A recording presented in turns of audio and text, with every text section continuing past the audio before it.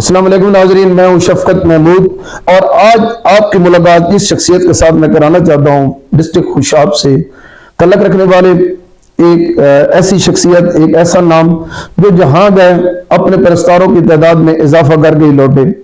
मेरे साथ आज जो शख्सियत मौजूद है यहाँ पर, जिससे मैं आपकी मुलाकात कराना चाहता हूँ, इनकलाबी शायर जावेद राज साहब। और जावेद राज साहब के साथ आज कुछ गुफ्तगू होगी उनके कैरियर के हवाले से, और उनसे गुफ्तगू आज हम करेंगे। वो एक नया सफर शुरू करने जा रहे हैं सियासत में। तो वो PP83 से उन्होंने अपने कागजात भी जमा करवाया, एक जमात से जमा करवाया। तो वो खुद बताएंगे कि वो सियासत में क्यों आ रहे हैं, किस जमात के प्लेटफॉर्म से आ रहे हैं। तो आइए आपकी मुलाकात करवाता हूँ। अस्सलाम वालेकुम। वालेकुम सलाम। सबसे पहले तो आपको वेलकम। शुक्रिया सर। हाँ, मिजाज कैसे हैं आपके? जी बिल्कुल ठीक है। आपके पास बड़ा टाइम लगा है हमें आपसे ये वक्त लेने में, आपकी मुसरफियत हर वक्त सामने आ जाती थी।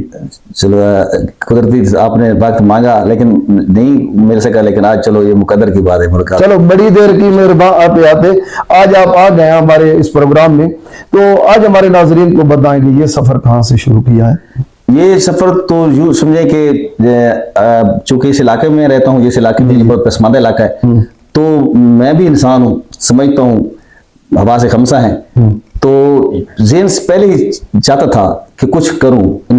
जो जानवर है वो तो सिर्फ अपने लिए सोचता है, लेकिन इंसान जो है वो दूसरों के लिए सोचता है। तो मैंने यहाँ से सफर शुरू किया, जो सियासत का, अमली सियासत का, वो इसीलिए शुरू किया कि मेरे इर्द गिर्द जो है बहुत कुछ ऐसा है जो तब्दील करने के लिए मुझे अमली हिस्सा लेना चाहिए। नहीं, सियासत के बाद में आएंगे, पहले आप अब उस करियर का बताएं। शायरी की बात। हाँ जी, शायरी का। तो ये तो सारे शायर पैदा होता है, शायर बनता तो है नहीं। तो मेरे अंदर कुछ था। मैंने जब कॉलेज को छोड़ा उसके फौरन बाद शायरी शुरू कर दी। तो लोग कहते हैं दिल टूटता है फिर शायरी बनती है। ये जरूरी नहीं है, एहसास ये जरूरी नहीं है। ये जरूरी नहीं है। अच्छा, आपने ना माशरे की बहुत ज्यादा जो अक्कासी किया आपने अपने अल्फाज में, ये कहाँ से हासिल कर लेते हैं आप? माशरे की कासी, माशरे को देखते हैं तो हासिल कर लेते हैं। अच्छा, इस फील्ड में आपका उस्ताद कौन है? जमाना उस्ताद है। जमाना उस्ताद है। जमाना उस्ताद। कितना अरसा हो गया इस फील्ड से वाबस्ता आपको? मैं सन 96 से कर रहा हूँ। कैसा लगता है? लोग मोहब्बत करते हैं? बहुत अच्छा लगता है, वही हमारा हासिल होता है। अदरवाइज ये ऐसे तो लगता है कि ये एक लोग समझते हैं कि शायरी एक जो है बिल्कुल फ्री लोगों का काम है। लेकिन जब हम ये मगजमारी करते हैं और ज़हनी मशक्कत करते हैं, लेकिन जब लोगों की तरफ से रिस्पांस मिलता है, लोग खुश होते हैं, मोहब्बत देते हैं, तो ऐसे लगता है कि बस थकन उतर गया। अच्छा, आपके बारे में एक बात ये भी मशहूर है कि आप जो साइमीन होते हैं ना, उनका मिजाज देख कर कलाम पढ़ते हैं। जहाँ आप जाते हैं देखते हैं ये एक मसलक के लोग हैं, तो फिर ऐसी शायरी करते हैं। क्या ये हकीकत है या फिर वैसे देख लेते हैं कि यहाँ पे ये हवा है, यहाँ ऐसे चलना? लिखता तो वही हूँ जो दिल कहता है, लेकिन लिखना अलग चीज है और स्टेज एक अलग चीज है।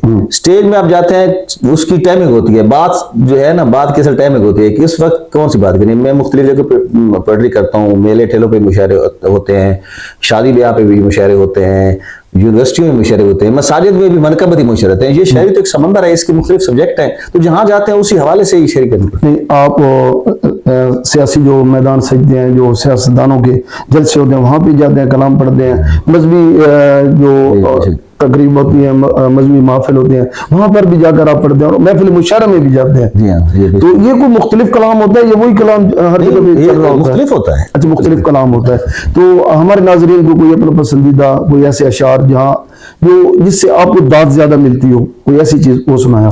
मैंने पहले कहा ना शफकत बगा साहब, ये कलाम जो होता है, ये शायरी होती है, इसके मुख्तलिफ रुख होते हैं।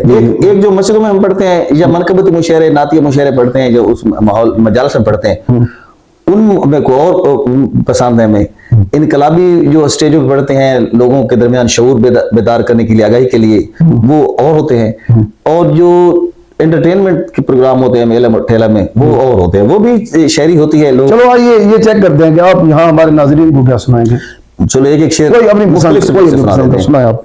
एक नातिया शेर फिलहाल मैं ये सुनाऊंगा, जो पूरे पाकिस्तान के हर नात खान ने पढ़ा है। वो मेरी अपनी मादरी जबान में शेर है। मैं पूछा ईद दे चंद को लूं, किसे तैनवी ईद कराई हाई, उस आख्या मेरी जिंदगी विच हिक जी रात भी आई हाई कदी मुल्क अरब दी धरती ते एक सोने अंगल भुआई हाई उस अंगल दे राज इशारे पे मैं त्रुट के ईद बनाई है। क्या बात, जबरदस्त। यानी मिराज का वाकया जो हुआ उसको मैं अब सादा किया।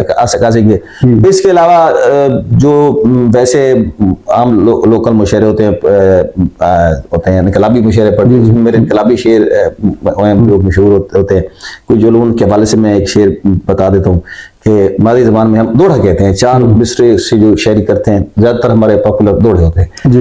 तो मैं आपको उस हवाले से एक दोड़ा सुना देता हूँ जो मैं अक्सर ऐसे पढ़ता हूँ मुशायरों पे जहाँ पर लोगों को शऊर बेदार करना होता है, जिसके साथ पढ़ता हूँ। वो ये शेर मैं आपकी नजर करता हूँ कि जने बनदे नहीं जने जमदे हैं न लजन ईमान चढ़ेवे, लजपाल पलेंदे लज अपनी भावे लख नुकसान चढ़ेवे, सारी जिंदगी दा पाबंद होंदा है एक बार जबान चढ़ेवे, सारे पासे उसनु मारदा दिन जड़ा गल ते जान चढ़े। क्या बात है, जबरदस्त जबरदस्त। यानी कि आपका कहने का ये मकसद है कि मर्द से मतलब ये है कि जो अपने कौल का पक्का हो, जो ऐद का पक्का हो। तो ये कहना चाहते हैं हमारे इलाके का ये है। अच्छा, ये जो आप इनकलाबी शायरी करते हैं अक्सर आप हाकिम वक्त जो भी चल रहा होता है, आपके बारे में अक्सर ये सुनने में आया कि आप हाकिम वक्त के खिलाफ ही चलते हैं हमेशा। अच्छा, तो हमेशा आप खिलाफ चलते हैं, फिर पाबंदियों का सामना भी होता होगा? मुख्तलिफ दौर में होता है। सबसे ज्यादा जो ये मज़ामती अदब मैंने शुरू किया था परवेज़ मुशर्रफ के दौर में किया था।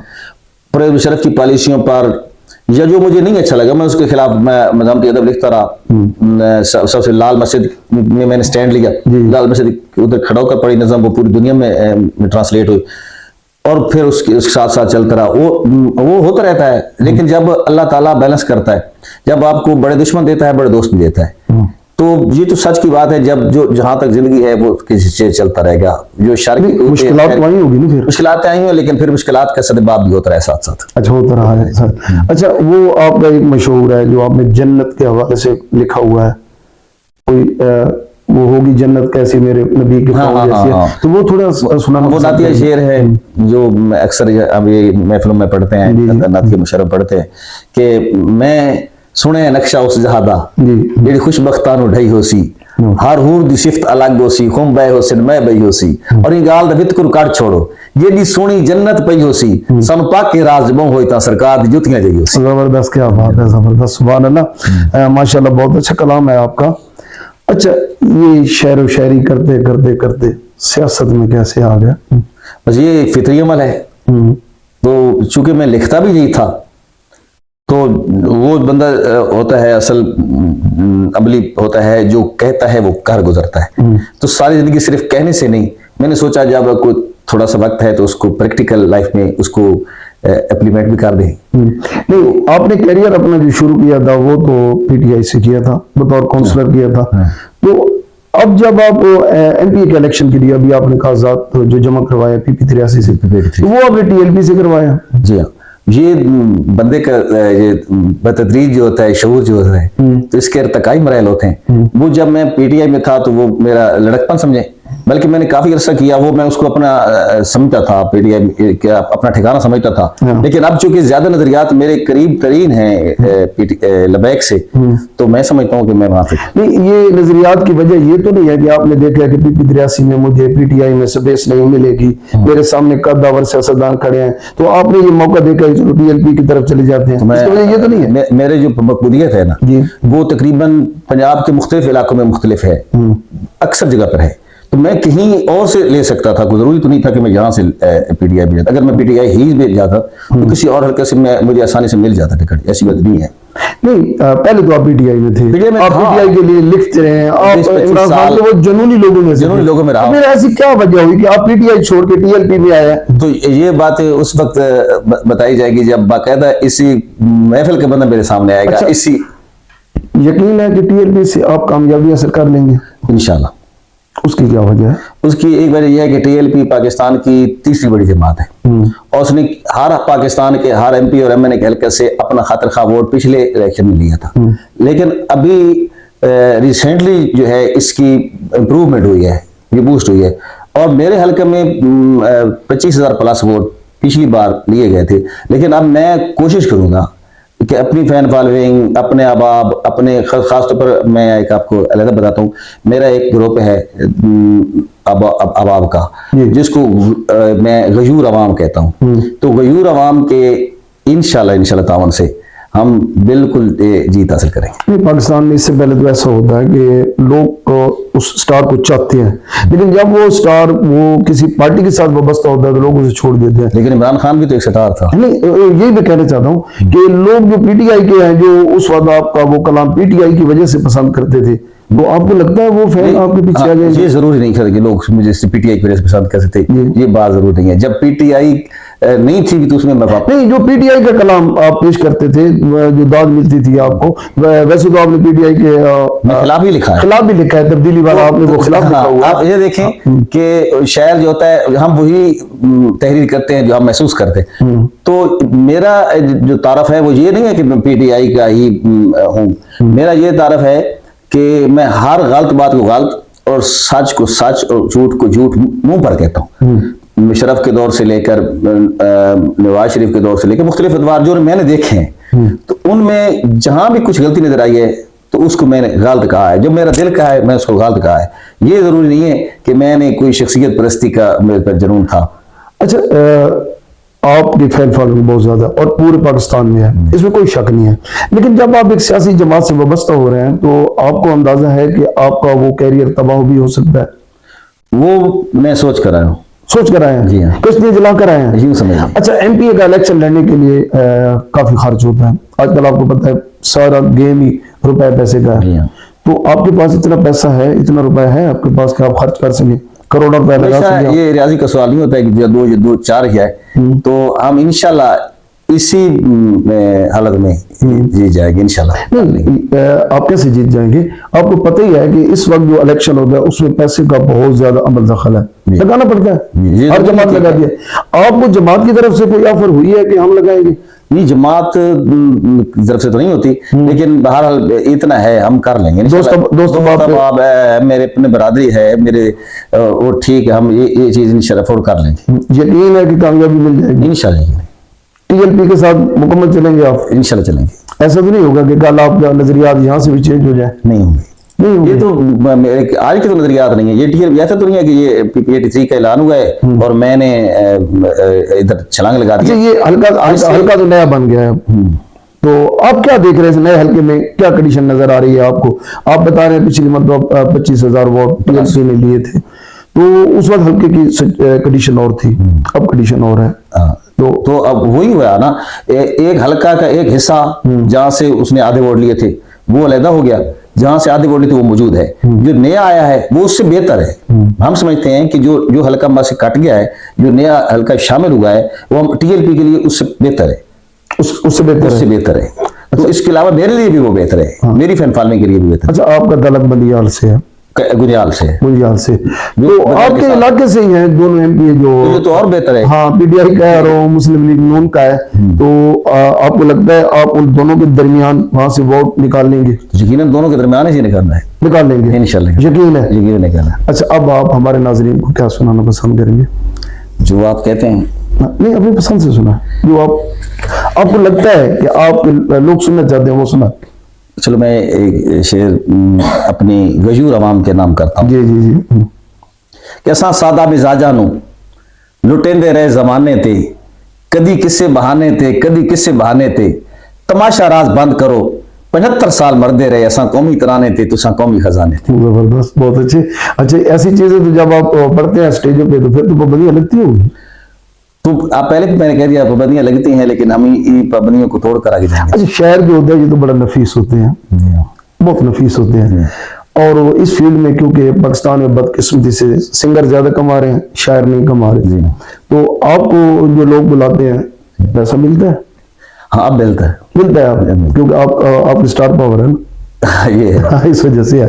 तो जब कैरियर शुरू किया था इस फील्ड में आए थे उस वक्त नहीं था। ये हमने खुद इसको, ये जो भी शायरी शुरू करता है वो तो अपने दिल की तस्कीन के लिए शुरू करता है, वो अपनी मर्जी से लिखता है, दिल से मर्जी से, लेकिन ऐसा ऐसा चूंकि वो सोशल मीडिया और इतना तेज दुनिया चली गई है तो फिर ऑटोमेटिक ये प्रोफेशनल होता गया, काम कमर्शियल होता गया, प्रोफेशनल होता गया। हमने इसको कमाने के लिए शुरू नहीं किया था, लेकिन अब चूंकि बन गया है, इतना इसका स्कोप बन गया है, तो फिर मैं इसमें आमदन शुरू हो गई। ठीक।